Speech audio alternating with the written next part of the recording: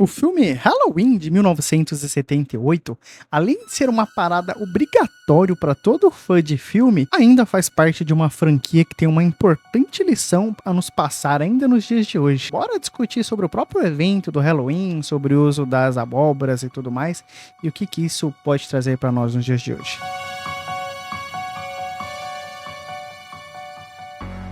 Então, salve galera, sou Rafael Fi e esse aqui é o Teologia em Hollywood, canal cuja proposta é conversar sobre filmes sobre uma ótica cristã. E se você segue o canal aqui há algum tempo, já deve perceber como que eu sou fã de filmes de terror. Eu não poderia então deixar de trazer essa reflexão sobre essa figura do Michael Myers, né? Claro que eu gosto muito de filmes de terror, mas que às vezes é difícil de trazer reflexão em alguns dos filmes desses gêneros. Mas o filme do Halloween, primeiro em específico, ele pode até parecer simples, mas ele tem umas paradas legais que dá pra gente discutir e tudo mais. Então, por exemplo, ele é um filme que ele vai conseguir trabalhar muito bem essa questão do terror no meio do dia. Então, boa parte do filme, com exceção do seu clímax ali, ele vai passar durante o dia. E ainda assim, ele vai conseguir criar muito bem essa esfera de tensão e tudo mais. Principalmente daquela música clássica, icônica, que já é conhecida de todos, mesmo daqueles que não gostam de filmes de terror, conhecem essa trilha clássica, que ela é usada em diversos momentos durante o filme, e ela ajuda a criar essa tensão, ao mesmo tempo que, por mais que ela é usada diversas vezes, ela não se torna repetitiva e nem cansativa. Então ela ajuda muito bem a criar essa esfera de tensão. E é curioso porque esse filme, por mais que ele seja um filme antigo, ali da década de 70, e que talvez exija um pouco mais de paciência de nós que vivemos com pressa, que os filmes têm que já ser aquela frenesia o tempo todo, ali o filme ele tem um ritmo um pouco mais lento do que a gente está acostumado, porque ele vai estar muito mais preocupado justamente em criar essa esfera de tensão.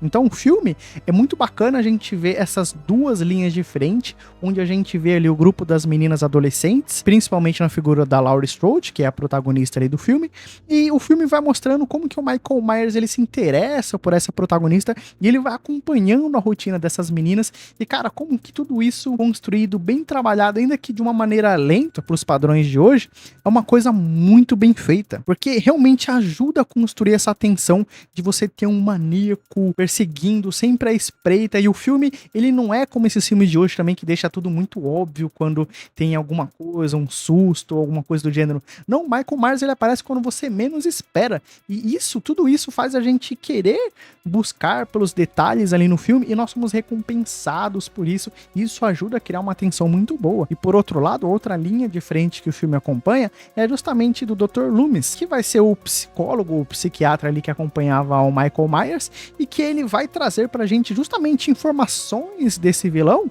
e que vai ajudando a construir todo esse mito em volta do personagem, toda essa caracterização de com quem a gente está lidando, e ele vai trazendo informações aos poucos que realmente ajuda a criar esse clima tenso e realmente transformar o Michael Myers, ou pelo menos nos deixar cientes de como o Michael Myers realmente é essa figura amedrontadora, diabólica e realmente quase que um mal encarnado e imparável, por assim dizer. Então o Dr. Loomis constantemente vai descrever o Michael Myers como essa figura sem expressão facial, que parece que não tem sentimentos nenhum, ele não fala por 15 anos da vida dele, ele não solta uma única palavra.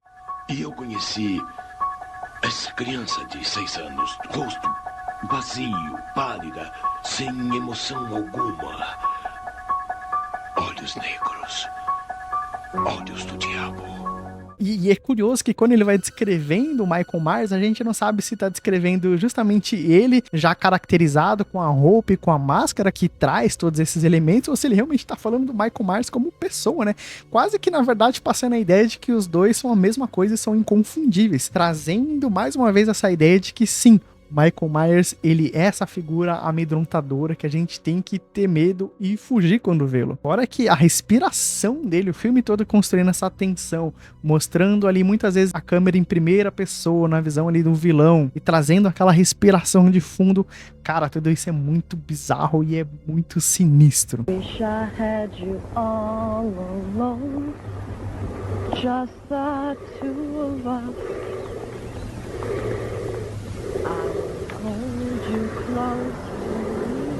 E é muito louco porque eu já falei isso aqui no canal algumas vezes, que como um vilão, ele não precisa necessariamente ter toda uma origem, uma detalhação explicada ali por trás e etc. É claro que depois, mais pra frente, eles vão tentar fazer isso com a franquia do Halloween, mas num primeiro momento a gente não tem informação nenhuma sobre o Michael Myers, sobre a sua origem e coisa do gênero, né? E você pode até pensar que o filme ele abre justamente com uma cena da infância dele, mas ali a gente não tem uma origem do personagem. A gente tem só essa amostra grátis da infância dele, de como ele já era uma pessoa ali, a gente poderia chamar desse mal encarnado já desde criança, mas que a gente não sabe motivação alguma do porquê que ele fez com a irmã e tudo mais. Então ele continua sendo esse mistério, e o que mostra que muitas vezes um vilão, ele não precisa ter uma forma muito elaborada, extraordinária para ser marcante, muito menos uma história, uma explicação, um background para também deixar ele ser marcante em si. Parece que a falta de informação desse vilão é justamente o que o torna tão icônico, que o transforma nessa ideia de uma entidade realmente. A morte acabou de chegar para a sua cidadezinha, xerife. Quando a gente olha para a própria caracterização do personagem, seja da sua roupa, da sua máscara, cara, o Michael Myers ele usa um macacão ali de mecânico, é uma roupa de trabalho qualquer, trazendo essa ideia de que o assassino pode ser qualquer pessoa realmente no dia a dia, mas também trazendo essa ideia de que poderia ser uma pessoa comum, entre aspas, ao mesmo tempo que também traz essa ideia quase que ele realmente estivesse se preparando para um dia de trabalho qualquer, sendo que na verdade o que ele tá prestes a praticar é um mal ali, é espalhar a maldade. Put the last gentleman at the gate. Yeah, I'll do it now. You.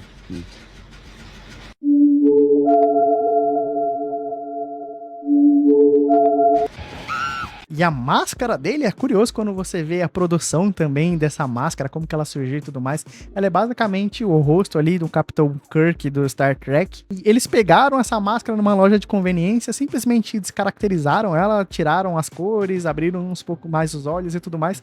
E ficou uma parada icônica e fantástica. Num primeiro momento, eles até queriam usar uma máscara de um palhaço e tudo mais, né? E que bom que não fizeram isso. E justamente quando eles apostaram, talvez no mais simples, no mais bobo, foi o que deu tão certo e transformou o Michael Myers nessa criatura tão icônica e fascinante e amedrontadora ao mesmo tempo, de tal forma que ele hoje é um dos maiores ícones do terror. Deixa aqui nos comentários se você é fã de terror ou não, e qual que é o seu filme de terror, o seu slasher favorito, se é que você tem algum slasher favorito. Ou pra você, qual que é o maior filme de slasher que existe? Esse é um grande debate também, né? Porque antes do Halloween, que tornou o gênero de slasher tão icônico, é claro, teve o Massacre da Serra Elétrica, que também é um baita de um filmão. E aí, o que a gente pode falar da protagonista, a Laurie Strode? Primeiro, que ela é uma excelente Final Girl, que geralmente, cara, venhamos e convenhamos que nós temos as Final Girls clássicas, né, de todos esses filmes, mas geralmente o filme slasher tem um pessoalzinho que é irritante, que a gente mais torce pelo mal deles do que qualquer outra coisa, né? Mas a Laurie Strode não, ela é essa protagonista realmente fantástica, incrível, que eu comparo inclusive com a própria Ellen Ripley, que já tem vídeo aqui no canal falando sobre a franquia Alien também, deixo aqui a recomendação, mas que em uma das falas do diretor, o John Carpenter, ele fala que a Laurie Strode, justamente porque ela não tinha essa vida sexual ativa como as amigas, que elas não estavam tão preocupadas com meninos e essas coisas como as amigas dela, foi justamente como ela conseguiu perceber o mal que tava ali à espreita, que podia atacar a qualquer momento. E ela é essa Final Girl que, como eu disse, ela não é irritante, ela é muito esperta, muito sábia, ela consegue perceber o perigo, ela não toma decisões burras, na verdade até toma uma aqui e acolá, mas no geral ela é bem esperta e age como a gente esperaria que um ser humano normal agisse, né? Porque venhamos e convenhamos que também geralmente em filmes slashers, ou personagens burros que sempre aparecem por aí, né? Mas aqui a gente tem uma pessoa bem competente e bem incrível. E que dessa fala do próprio diretor aqui, a gente já poderia tirar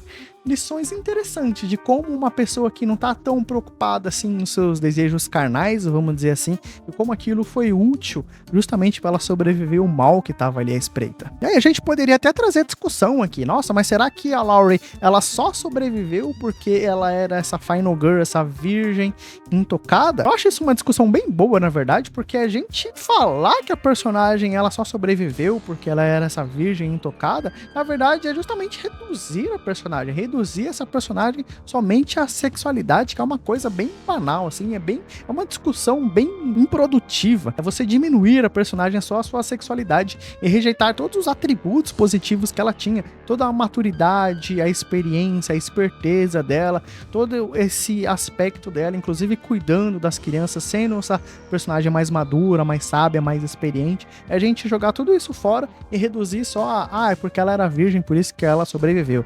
E claro que não. Ela é uma personagem que ela foi bem trabalhada, que ela ganha nossa empatia e que ela demonstra, sim, atributos muito positivos já desde a sua primeira aparição no filme. E é triste, né? Porque depois o diretor, ele também, alguns anos depois, ele foi querer dar, inclusive, uma lacrada em cima da personagem, falando que ela sobreviveu não porque ela era virgem, mas justamente porque ela tinha o desejo de ser como as amigas e que a área sexual dela era uma área reprimida, né? Então, justamente essa repressão do seu desejo sexual que fez ela agir de uma maneira tão violenta e enérgica contra o Michael Myers no final, né? Inclusive, o diretor, ele vai fazer essa comparação falando que a Laurie Strode e o Michael Myers são essas duas pessoas frustradas sexualmente e como isso se mostra nas suas atitudes ali violentas e enérgicas, né? E eu acho que isso é um comentário bem infeliz, venhamos e convenhamos. E é curioso porque aqui a gente pode pegar esse filme de terror que vai trabalhar com adolescentes ali no seu enredo, nos seus personagens e tudo mais, e consegue ser esse filme que dialoga com todas as idades assim, apropriadas, é claro, mas esse filme que consegue dialogar com uma classe mais jovem, mas também com adultos e com todas as pessoas. Não é à toa que esse filme é esse grande sucesso. Mas por que eu falo isso? Porque hoje a gente tem essa tendência, em diversos gêneros de filme, é claro, mas principalmente em filmes de terror, de tentar trazer uma parada mais adolescente e tudo mais, só que aí nisso eles acabam trazendo um roteiro idiota e burro, como se adolescentes fossem todos idiotas e burros. Isso tem um pouco de verdade, é claro. E o Brasil que eu quero é um Brasil sem jovem, né? Só que aí geralmente acaba estragando muitas obras, né? Só pra dar um exemplo que eu já dei aqui no canal recentemente, que é uma coisa que eu tenho assistido, tô tentando terminar, que tá difícil, mas que é a bendita da série do Chuck, que é o exemplo mais rápido que vem aqui na minha cabeça, mas de como eles pegaram um personagem tão icônico que tem bons filmes, tem muita porcaria também, mas que tem bons filmes, mas que aqui na série eles tentaram trazer assim, vamos trazer o Chuck para um público mais jovem e etc. E aí trouxe um roteiro ruim, com personagens ruins, com um monte de coisa clichê, chata, idiota. E é uma série que realmente eu tô assistindo porque eu gosto do Chuck, mas que tá sendo uma série insuportável de assistir. Não é à toa que ela foi cancelada. Porque eu não sei o que acontece com essas pessoas. Parece que o cara, um adulto que vai dirigir um filme, uma série que seja, ele vai produzir uma série ou um produto ali, teoricamente, para adolescentes, parece que ele vira um retardado, parece que ele começa a pensar como uma criança e cria ali um roteiro, uma história que é imbecil e irritante, cara. E não é o que acontece aqui. Aqui, John Carpenter, junto com a parceira dele ali, conseguiram trabalhar muito bem essa ambientação e é um filme que funciona para todas as idades. E aí fica a discussão, que eu inclusive deixo aberto aqui para você trazer suas opiniões nos comentários, que é sobre essa questão da sexualidade nos filmes de terror, nos filmes slasher em si. Onde o que a gente vê com muita frequência é justamente o assassino atacando no momento de sexualidade ou pós-sexo e tudo mais, quase que trazendo esse lance do sexo como uma coisa negativa. O assassino quase como sendo um puritano disfarçado que tá ali tirando a vida de jovens que estão fazendo sapecagens por aí. Mas será que realmente filmes slasher, eles trazem essa abordagem porque realmente querem trazer uma parada mais moralista, no sentido de sexo antes do casamento é errado? Ou será que é justamente porque é um momento que aqueles personagens vão estar mais vulneráveis, vão estar geralmente isolados, sozinhos e tudo mais? O que você acha? Deixa aqui nos comentários a sua opinião. Mas é curioso porque realmente os meninos do canal Piuí, que eu gosto bastante, eles viram e mexem e trazem essa discussão de, olha, o que seria mais perigoso ou qual seria o momento que você estaria mais vulnerável? Seria no momento que você está ali nu, às vezes tomando um banho, e uma curiosidade é que a Laurie Strode, a Jamie Lee Curtis, ela é filha justamente daquela mulher que interpreta lá no Psicose, que é uma cena bem icônica e famosa do filme de terror também. Mas qual que é esse momento então que a gente tá mais vulnerável? Quando a gente tá sem roupa, às vezes no meio de uma relação sexual ou tomando banho? Ou será no momento que você tá fazendo o número 2, né? E é curioso porque a gente tem filmes de terror que trabalham com ambas as situações, né? Mostrando o que seria, já dando minha opinião e a minha tese, o fato de que realmente filmes de terror eles estão mais preocupados nesses momentos de vulnerabilidade e não só em passar alguma mensagem moralista e etc. Até porque quando a gente vai ver Hollywood e as pessoas que estão ali por trás desses filmes não são pessoas moralmente cristãs, né? Embora muitos desses filmes tenham mensagens interessantes que eu tento trazer aqui no canal, aqui e acolá. Mas eu acredito que, no geral, esse uso do sexo nos filmes não é pra trazer nenhuma mensagem moralista, mas sim porque, sim, é um momento de maior vulnerabilidade desses personagens. Até porque se realmente a preocupação fosse passar a mensagem de, olha, sexo é errado, sexo antes do casamento é errado, eu acredito que eles não usariam ali a nudez à torta e à direita, né? Que é o que a gente mais vê também desde aquela época. E aí vamos então para esse ponto central desse vídeo, que é conversar sobre essa figura do Michael Myers. Ele nos lembra, ele nos passa essa importante lição de que o mal, ele existe no mundo e de que o mal, ele está mais perto do que a gente imagina e ele está sempre à espreita, esperando o momento certo para atacar. E isso é muito importante para nos lembrar hoje, porque a gente nega muito esse fato de que o sobrenatural exista. Então, por exemplo, no filme original há uma fala de que não, isso daqui vai ser só mais um Halloween qualquer, onde as crianças vão se fantasiar e passear por aí, não vai acontecer nada demais, mostrando que realmente há uma dificuldade em acreditar no sobrenatural, em acreditar nesse elemento maligno e acreditar só no aqui e agora, né? Mostrando como que nós somos materialistas e temos dificuldade em aceitar o sobrenatural. Até o filme mais recente, a continuação de 2018, também tem vários diálogos nesse sentido de que não, larga de bobagem, quem é Michael Myers, né? Um cara que finalizou só 5 pessoas ali no seu auge, sendo que hoje em dia a gente tem serial killers por aí que finalizaram muito mais pessoas, né? O mundo não é esse lugar sombrio e maligno, ele tá cheio de amor e compreensão, e eu não vou deixar o seu discurso psicótico me confundir ou me convencer do contrário. E o Michael Myers, ele aparece, então, colocando em questionamento essa crença da nossa sociedade, essa crença secularista de que o sobrenatural não existe, e o Michael Myers aparece como essa entidade, como literalmente o mal encarnado. Ele não fala, ele não esboça sentimentos, só que a gente ouve é aquela respiração pesada dele. Curioso, porque realmente a gente não consegue entender as motivações dele. Por que ele persegue a Laurie? Ah, porque sim. Em alguns filmes eles até tentam criar uma conexão com ela, de que ela era a irmã perdida do Michael Myers, só que isso daí pra mim só diminui o filme. Quanto menos informações a gente tem dessa figura, mais icônica ela permanece, né? Então é curioso porque o Myers, ele realmente persegue a Laurie porque sim. Não tem nenhuma motivação, não tem nada por trás. Ele é um mal encarnado, não tem uma motivação, não tem um aspecto psicológico. O Dr. Loomis, ele não tenta trazer uma explicação psicológica do porquê ele é do jeito que ele é. Ele simplesmente é o mal e ponto. Lembrando a gente, uma vez mais, de que sim, o mal existe, ele está à espreita e ele está ao nosso derredor quando a gente menos espera e como a gente menos imagina. A noite de Halloween também serve como esse importante lembrete pra gente, né, de que o Michael Myers, ele ataca justamente na noite de Halloween. Isso é bem icônico, porque o personagem parece que ele tem um tempo certo pra atacar. Isso pode ser uma inversão, vamos dizer, daquilo que Paulo fala do próprio Cristo, dessa plenitude dos tempos, onde lá em Gálatas, se eu não me engano, Paulo vai falar de que Jesus Cristo, ele veio então no tempo certo para cumprir o seu propósito, para cumprir os seus objetivos aqui na Terra, para cumprir o seu plano redentivo aqui na Terra. E a imagem que Paulo vai usar é justamente de uma ampulheta, onde no último grãozinho de areia que tá caindo ali, quando esse tempo fecha, acaba, é o momento exato. Deus, ele trabalha no momento certo e ele trouxe um momento específico para a vinda do próprio Cristo, para cumprir o seu grande objetivo na história da humanidade. E aí, nesse sentido, o Halloween, então, dentro do filme aqui, é claro, ele acaba servindo como esse reflexo invertido desse tempo, dessa plenitude dos tempos, na verdade trazendo uma plenitude dos tempos negativas, onde num dia do ano específico é onde surge então esse mal encarnado que vai atacar a todos. E inclusive é engraçado que no filme ele é chamado então desse vulto, né? Eu não lembro direito como eles chamam ele na dublagem, mas no inglês é o The Shape, que traz essa ideia realmente de ser uma forma, quase como que uma entidade, realmente um ser, uma forma ali vazia, que traz consigo toda essa carga do mal em si. Então o nosso inimigo, assim como o Michael Myers, ele está à nossa espreita, só esperando o momento em que nós estaremos mais vulneráveis também para nos atacar no momento certo. Mas é claro que se a gente for trazer para uma perspectiva cristã, os filmes de slasher, de maneira geral, eles vão ter finais negativos, ou quase negativos, né? No sentido de que realmente esses vilões, eles sempre são atacados e eles sempre retornam, né? Quase que realmente entidades vivas.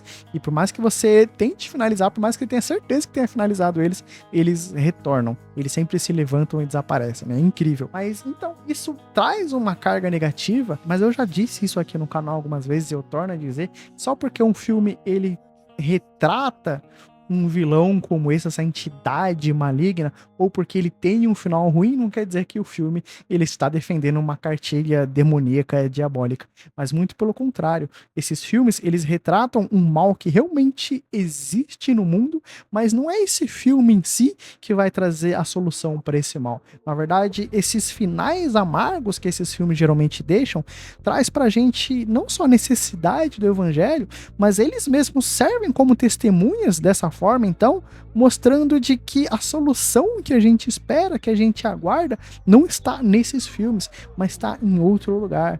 Está justamente no altos céus, onde reina o nosso Senhor, não só sobre os céus, mas sobre todas as coisas, mas onde o nosso Deus reina sentado no seu grande trono, onde ele exerce o seu domínio e poder, e é onde a gente aguarda realmente a sua vinda, o seu retorno. E, na verdade, ele já veio e ele já derrotou todos os nossos inimigos, mas a gente aguarda então a sua vinda final e derradeira, onde de uma vez por todas o mal cessará de existir. O mal ele já foi derrotado na realidade presente que nós vivemos, mas ele ainda atua por pouco tempo debaixo da permissão e do domínio de Deus, mas haverá um dia que nós aguardamos ansiosamente, onde nosso Senhor virá nos altos céus e porá um fim definitivo a toda essa maldade que existe. Então, filmes de terror, por mais que eles tenham um final negativo, eles acabam apontando: olha, a solução que você espera, ela não está aqui. Mas continue procurando, na verdade ela está por aí. Assim como Agostinho, ele traz no livro Confissões, né, de que ele olha ali para a natureza e ele pergunta onde está Deus. E a natureza fala: ó, ele não está aqui, olhe para o alto. Filmes de terror, eles também podem servir como esses testemunhos de que, olha, esse mal, ele existe, ele é presente. Filmes de terror, eles são aliados do cristianismo nesse sentido, porque eles, junto com a gente, refletem e eles afirmam de que o mal existe. Nessa sociedade secularizada que nós vivemos, que defende que o mal ele não existe, que anjos e demônios, céu e inferno é tudo baboseira, filmes de terror, eles são um lembrete de que sim, essas coisas são reais. Os filmes de terror, eles não apresentam a solução para esse mal, mas eles criam na gente esse anseio, esse desejo pela salvação, que ela já veio e que ela está próxima de nós, a todo aquele que invocar o nome do Senhor. E aí é curioso quando a gente olha para a história daquelas abóboras que geralmente são usadas no Halloween lá nos Estados Unidos, os Jack-o'-lanterns. Que pronúncia horrível, né? Mas é uma história curiosa de um cara chamado Sting Jack, se eu não me engano, e que ele tem todo um lance de ele ter enganado o diabo em vida e tudo mais, e aí quando ele morre ele não consegue nem ir pro céu, porque ele era um cara que vivia aprontando, e não consegue nem ir pro inferno, porque ele venceu o diabo numa espécie de aposta e tudo mais. E aí ele é condenado a vagar na terra, e a única coisa que ele tem é uma brasa e um nabo, né? Então, e ele que coloca junto os dois ali, coloca a brasa dentro do nabo e ele sai vagando com ela pelo mundo dos mortos, ou aqui pela terra, na verdade, né? E tudo mais. E aí criou-se então esse rito de você usar esses nabos ali, colocar ali uma feição, um rosto humano nela e colocar uma lanterna dentro para você espantar tanto o próprio Jack como também espíritos malignos e tudo mais, como se fosse uma espécie de um espantalho do mundo espiritual. Aí quando essa lenda ela chegou no próprio Estados Unidos, que já tinha um uso da abóbora nessa época do ano, então juntou o útil ao agradável, e aí começou a se fazer uso então das abóboras, de desenhar abóbora nessa época do Halloween, que é uma época que se acredita que o mundo espiritual também está em uma atividade mais forte, mais constante e tudo mais, e usa então essas abóboras para espantar o mal, né? E é curioso, porque geralmente a gente pensa na época do Halloween e nessas abóboras como uma coisa negativa, como se estivesse atraindo o mal, sendo que não, geralmente é justamente para espantar o mal e espíritos malignos. E é curioso porque se a gente for trazer para os dias dias de hoje o uso dessas abóboras. Estou falando dos Estados Unidos, né? Porque Halloween aqui no Brasil, gente, é uma discussão que é perda de tempo, na verdade, que a gente nem comemora Halloween aqui, venhamos e convenhamos. Mas lá nos Estados Unidos, onde essa comemoração é um pouco mais forte, com o uso das fantasias, de você sair pedindo doce e tudo mais, é curioso da gente pensar no que acontece realmente no Halloween, onde essas lanternas, ao invés de espantarem espíritos malignos ou coisas do gênero, elas são usadas para atrair quem? Para atrair as crianças. Que crianças? Justamente essas crianças que Jesus disse para virem até ele. Você percebe que uso bonito de você convidar crianças para virem pegar doce nas suas casas? Então a gente pode trazer uma discussão também para nós de como muitas coisas que a gente condena, que fala como se fosse uma coisa diabólica porque teve uma origem demoníaca e tudo mais,